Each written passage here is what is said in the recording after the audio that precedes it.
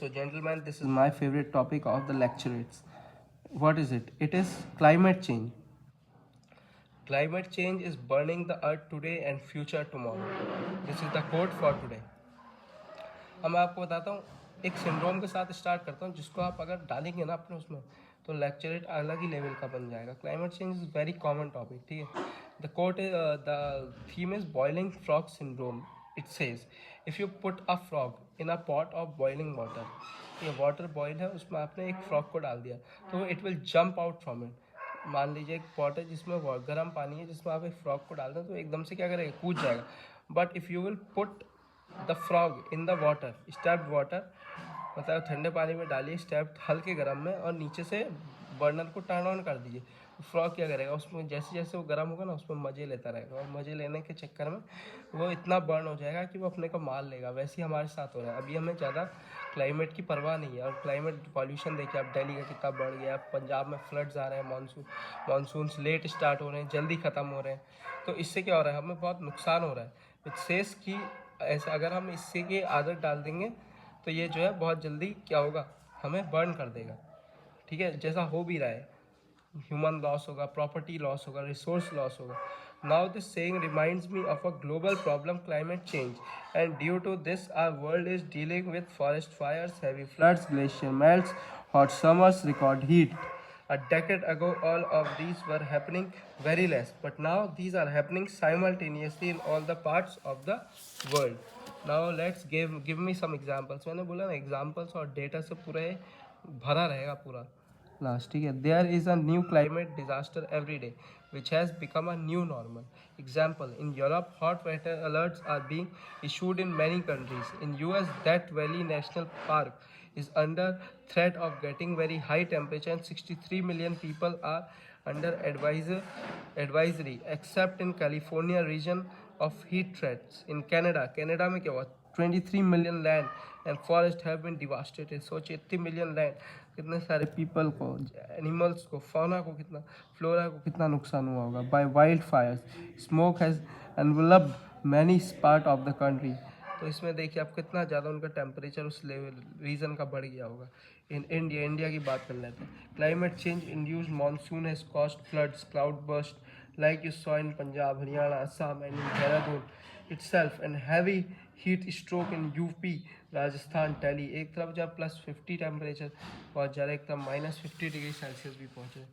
और also by 2050 it will reduce world economy by 23 million in dollars. 23 million dollars तक, क्योंकि जब pollution बढ़ता है, क्लाइमेट चेंज ज़्यादा होता है तो आपको उतने सारे क्या बोलते हैं टेक्नोलॉजी का यूज़ होता है. उससे रिड्यूस करने में NDRF की टीम्स लगती हैं, बहुत सारी रिफ्यूजी सेंटर्स बनाने पड़ते हैं. तो 23 बिलियन डॉलर्स का लोगों का पैसा लग जाएगा. And in next 5 decades, next 50 years में 170 ट्रिलियन डॉलर्स हो जाएगा. देखिए कहाँ मिलियन डॉलर्स टू कहाँ trillion dollars.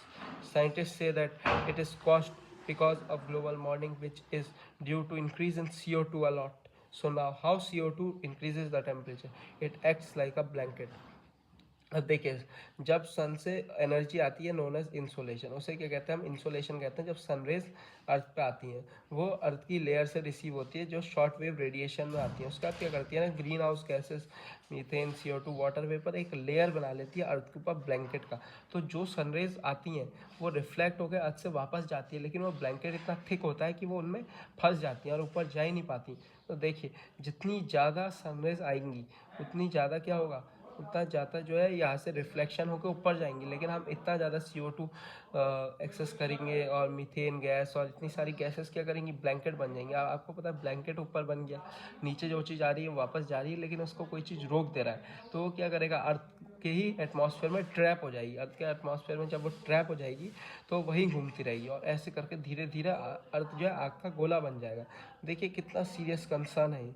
Earth surface absorbs it and heats up and radiates it back to atmosphere in form of long wave known as terrestrial radiation. But CO2 makes a blanket around Earth and traps long wave solar radiation, and so there is only incoming, not outgoing. Also, burning of fossil fuels is one of the reason for it. ठीक है. अब देखते हैं steps क्या लिए.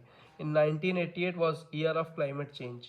1995 first COP was held. 1997 Kyoto Protocol held and 41 nations signed to cut emissions by 1990। देखिए कुछ नहीं होता, देख all the ministers go there, do party and come back, कोई चेंज नहीं आ रहा है, ठीक है। 2015 में पेरिस क्लाइमेट डील साइन हुई, 197 कंट्रीज़ ने पार्टिसिपेट किया और कहा कि हम ज़ीरो एमिशंस करेंगे, कुछ नहीं हो। इंडिया ने बनाया कि हम नेट ज़ीरो एमिशंस करेंगे 2070 तक, और पंचामृत कमिटमेंट्स इसमें करे गए, जिसमें फॉरेस्टेशन की बात करते हैं, रीन्यूएबल एनर्जी एक्सपेंशन की बात करते हैं, ठीक है, 0% कार्बन एमिशंस की बात करते हैं, 50% power generation by renewable things. तो इसका आप एक ऑल्टरनेट सोर्स ऑफ एनर्जी पे काफ़ी रिलाई कर सकते हो अकॉर्डिंग टू मी, जैसे hydro power, what is India doing, geothermal power, wind power, solar power पे काफ़ी समय जोर दिया जा रहा है, it's a very great concern. Secondly जो है फॉसिल फ्यूल्स को रिड्यूस कर दिए जितना ज़्यादा हो सकता है, एसीज एंड ऑल इनको भी रिड्यूस करना चाहिए आई थिंक। Thank you. तो आज की वीडियो हमारी ये यही तक थी। होप आपको एक चीज़ समझ में आई होगी। देखिए फैक्ट्स एंड फिगर्स बहुत होंगे इसमें, आप आराम से देख सकते हैं।